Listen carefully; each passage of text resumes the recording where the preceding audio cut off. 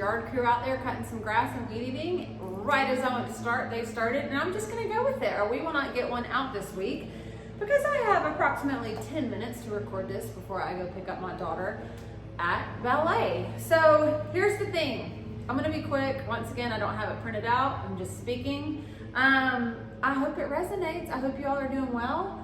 I'm doing well. I'm feeling better. I just am so thankful. I'm trying my best to stay the course with this, not get too stressed, rest, mental rest. I went on a trip this weekend. It was very mentally resting, even though I was out and about. Just trying to stay the course, right? But sometimes that's hard. And I was with my best friend from high school she's one of those people that fills your soul up in the biggest way ever. Shout out to Dory. We've been friends forever, and I learned a lot from her. And it was funny, we were talking, and she has a garden, and she said, hey, when you get tired of talking about wheat, you should talk about growing grapes, vineyard stuff.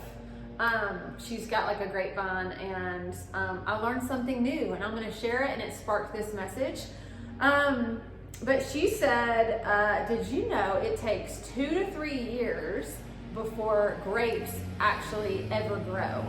And so, I'm dying laughing. It's been quiet here all afternoon.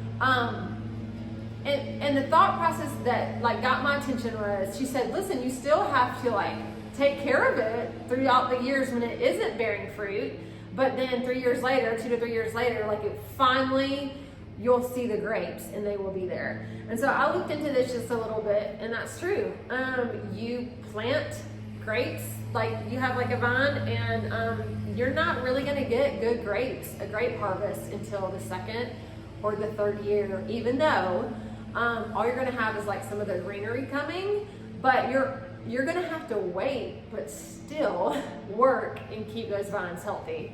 And it got me thinking, how often do we give up on something in life that God has directed us to do or put in front of us because it doesn't bear fruit quickly enough? Quickly enough? I'm not an English major. I know I've done that before. I've even done it with this whole health change that I've been doing. I made some drastic changes in life. I mean, the fact that I started eating meat again after, 17 years of not really eating it, that's a big deal. And taking this not too delicious iron supplement every day, and doing this whole gut health diet and all these things. And 1 week in, I was feeling better, but my hair was still falling out by the handfuls. And that is slowing down, thank you Lord, after a month of it.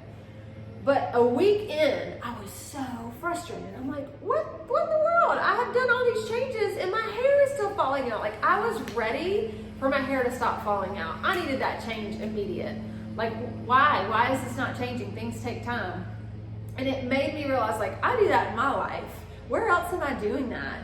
Where is God trying to show me something and I don't have the patience to wait for the fruit to come? And I wanted to just encourage us that things take time. We live in such a now, give me society that I think sometimes we go back to the waiting seasons, right? When we're in a waiting season, we think God has left us, and that is just not the case. And the verse I'm going to use today is John 15:5. I learned this in 4th grade. It's probably one of the first verses I remember. I am the vine, you are the branches. If a man remains in me and I in him, he will bear much fruit. Apart from me, you can do nothing.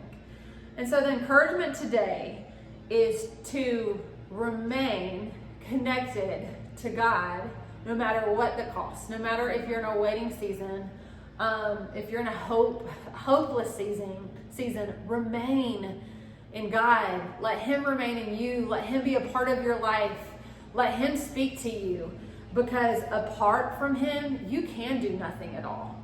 Things take time. It takes years to grow grapes. It may take years for you to see changes in your life too. It's okay. It does not mean that God has left you. All I'm saying is remain in him and you will bear much fruit. All right. I hope you guys have a great week. I'll see you again soon. Don't miss the week.